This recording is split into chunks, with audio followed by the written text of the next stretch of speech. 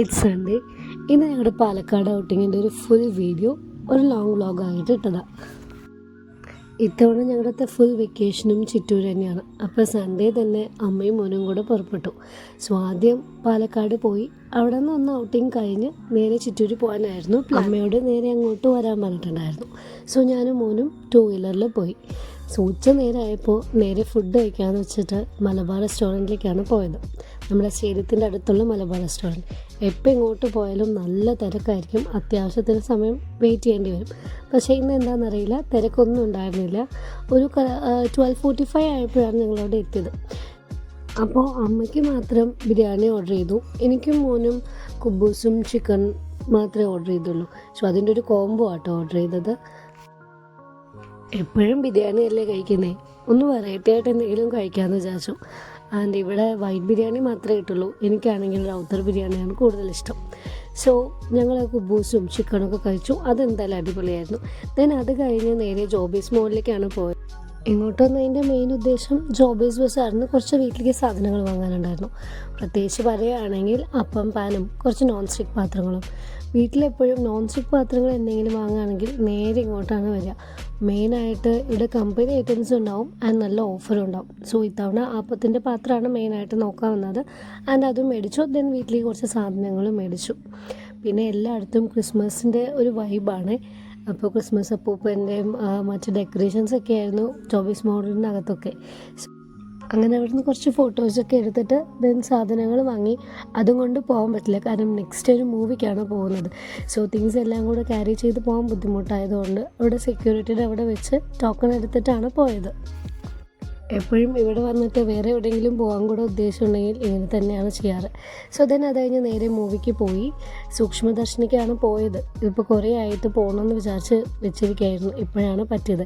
എന്തായാലും പോയത് നന്നായെന്ന് വിചാരിക്കുന്നു, കാരണം 2 ഡേയ്സിൽ അത് OTTയിൽ തന്നെ റിലീസായി. പക്ഷേ ചില മൂവീസ് നമ്മൾ തിയേറ്ററിൽ തന്നെ കാണുന്നുണ്ടാവില്ലേ, ഇതങ്ങനെ തന്നെ കാണുന്നുണ്ടായിരുന്നു തന്നെ. ആൻഡ് കണ്ടു കഴിഞ്ഞപ്പോൾ ഞാനത് ഉറപ്പിച്ചു. സോ മൂവി കഴിഞ്ഞു. അത്യാവശ്യത്തിന് തിരക്ക് ഉണ്ടായിരുന്നുള്ളൂ.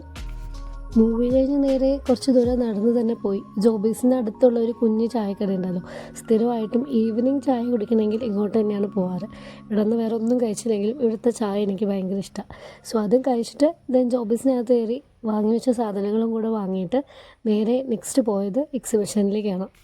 സൺഡേ ആയതുകൊണ്ട് തന്നെ നല്ല തിരക്കായിരുന്നു. ഇവൻ ടിക്കറ്റ് എടുക്കാൻ തന്നെ ഒരു 20 മിനിറ്റ്സോളം വെയിറ്റ് ചെയ്തിട്ടാണ് ടിക്കറ്റ് എടുത്തത്. 120 റുപ്പീസ് ആയിരുന്നു ടിക്കറ്റിന്. ഇത്തവണത്തെ എക്സിബിഷൻ്റെ തീം ഗുണ കേവാണ്.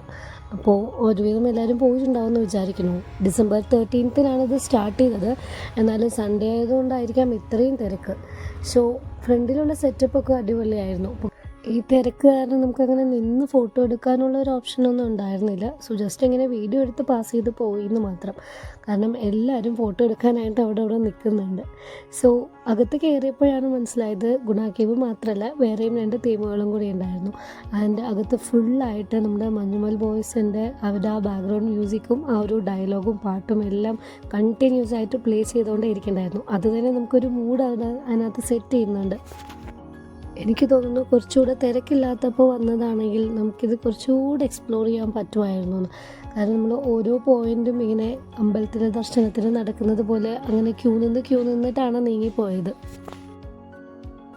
അപ്പോൾ ഇതുവരെ വരാത്തവർ ഇനി വരാൻ പ്ലാൻ ഉണ്ടെങ്കിൽ സൺഡേ എന്തായാലും അവോയ്ഡ് ചെയ്യുക. ഏതെങ്കിലും വർക്കിംഗ് ഡേയ്സ് ഈവനിങ് ആയിട്ട് വരാൻ പറ്റുമോ നോക്കാം, അതായിരിക്കും കൂടുതൽ നല്ലത്. ഇതിനകത്തുള്ള സെറ്റപ്പ് എന്തായാലും പറയാതെ വയ്യ, നല്ല അടിപൊളിയായിരുന്നു. ശരിക്കും ഒറിജിനാലിറ്റി ഫീൽ ചെയ്യും നമുക്ക് അതിനകത്തുള്ള വാട്ടർഫോൾസും എല്ലാം. ദെൻ അതുപോലെ തന്നെ അതിനകത്ത് ഈ ഗുണ കേവിൻ്റെ ഹിസ്റ്ററിയൊക്കെ എഴുതി വെച്ചിട്ടുണ്ടായിരുന്നു. അതിൽ കൂട്ടത്തിൽ തന്നെ ഈ മഞ്ഞുമൽ ബോയ്സ് അവർ വന്നതും അവരുടെ പിക്ചേഴ്സും അവർ വീണതും അതിന് ആ സ്റ്റോറിയും കൂടെ അവിടെ ഉണ്ടായിരുന്നു. സോ അതൊക്കെ വായിച്ച് നോക്കാമെന്ന് തോന്നുന്നു. നെക്സ്റ്റ് അവിടെ ഉണ്ടായിരുന്നത് സ്നോ വേൾഡാണ്. അത് ഞാൻ ഈ വേറെ വീഡിയോസിലും ഫോട്ടോസിലൊക്കെ കണ്ടപ്പോൾ ഞാൻ ശരിക്കും സ്നോ വേൾഡ് പോലെ ആയിരിക്കും വിചാരിച്ചു. അതായത് വാട്ടർ തീം പാർക്കിലൊക്കെ ഉള്ളത് പോലെ അങ്ങനെ ഞാൻ സത്യമായിട്ടും വിചാരിച്ചേട്ടോ. പക്ഷേ ഇതിനകത്ത് വന്നപ്പോഴാണ് എനിക്ക് മനസ്സിലായത് ജസ്റ്റ് അതിൻ്റെ ഒരു സെറ്റപ്പ് മാത്രമേ ഉള്ളൂ, അല്ലാതെ നമുക്കങ്ങനെ തണുപ്പ് ഫീൽ ചെയ്യുന്ന പോലെയൊന്നുമില്ല. നേരെ മറിച്ച് നല്ല ചൂടായിരുന്നു, കാരണം അത്രയും തിരക്കുണ്ടായിരുന്നു. ബട്ട് ഇത് പെട്ടെന്ന് നമുക്ക് കാണുമ്പോൾ ആ ഒരു ഫീല് വരുന്നുണ്ടെന്ന് മാത്രം. സോ ഇവിടെയും ഫോട്ടോസൊന്നും എടുക്കാൻ പറ്റിയില്ല. 1-2 ഫോട്ടോസ് കിട്ടിയ ഒരു ചെറിയ ഗ്യാപ്പിൽ എടുത്തു എന്ന് മാത്രം. കാരണം ഫോട്ടോസ് എടുക്കാനൊക്കെ അത്രയും ക്യൂ ഉണ്ടായിരുന്നു ഇവിടെ. ദെൻ മൂന്നാമത് ഇവിടെ ഉണ്ടായിരുന്നത് ഒരു ഫ്ലവർ ഷോ ആണ്. അതും ഫുൾ ആർട്ടിഫിഷ്യലാണ്, പക്ഷെ പെട്ടെന്ന് നമുക്ക് ഒറിജിനാലിറ്റിയുടെ ഒരു ഫീല് വരും. അവിടെയും ഫോട്ടോസ് അധികം എടുക്കാൻ പറ്റിയില്ല, മാക്സിമം പറ്റുന്ന അത്രയൊക്കെ എടുത്തു.